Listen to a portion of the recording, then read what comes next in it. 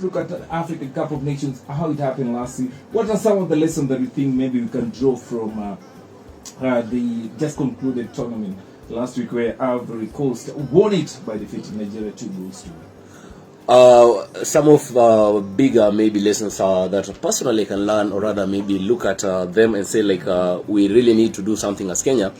Is the kind of infrastructure, because looking at kind of fields zenye zimejengwa in between, maybe when they were given an okay to hold to be the host of the 2023 tournament, Ivory Coast have really worked as a nation in coordination with whoever maybe wanted to work with them to make sure that they're providing good infrastructure, good fields, to make sure that they are prepared fully. And then on the other side, the team's performance actually would not maybe have a case where we saw maybe any other nation or other team missing out on a place to sleep. Only maybe some of our areas, Emmanuel Nzue amereza akasema they were maybe forced to get out of some of at the place they first settled because of maybe some good areas. So infrastructure actually speaks a lot, because as much as we are given this opportunity coming in the next maybe AFCON, but if we don't prepare ourselves so well, I don't think if maybe we can have that opportunity to hold,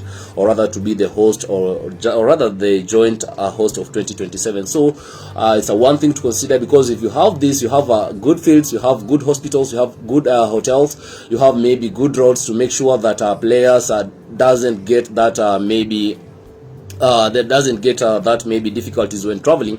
I think we'll be at a good place now to start building a team that will compete during that 2027. But if we don't build good infrastructures as a nation, I think it's a thing to consider for Morocco, because it is not just easy. Look at Senegal, they were better side. They were so expected to make sure that they are delivering something next to the final, but then they had to leave at other stages, and unexpectedly Ivory Coast went on to win. So coming into the next year's AFCON, Ivory Coast is a team to look at. For example, looking at their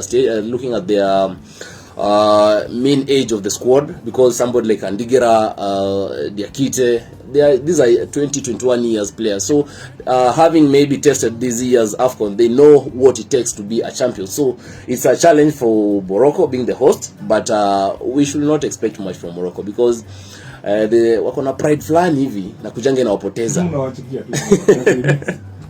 Hatuwachuki, but Morocco have a kind of pride, because looking at they carried their 200 journalists.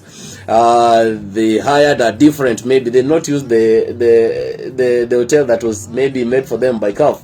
So wako na pride fulani. It's a good thing to show maybe how their level of football have grown, but their pride maybe might land them somewhere that is not at their place. So it's a challenge to them actually.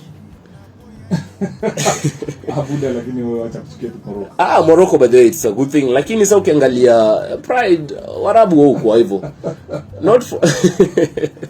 Not once, not twice tumecheza nao. You see, like maybe if they continue, they score fast. Ni kuanguka tu chini wakiamka. So when we come back in the next hour, we'll be looking at some Formula 1 news. There was rugby and a lot of things, of course. And Kiptum also will be featuring as part of One Direction. That competition that not only FC Leopard will dominate the league, will dominate the region, but they can also bring up something. So as much as maybe Toto atasema ama atachilia press nini, we applaud him for his efforts to make sure that Western region is fully represented, because ukiangalia a lot of talents do come from Western. So football talents, that is. So it's a good thing. But then yesterday I saw the Ingwe bus, and asking one of my friends, anaitwa Kingsley Ambunya, he told me that the bus was heading to Mumias, and that FC Leopard were going to visit their grandfather, that is Nabongo, and also maybe how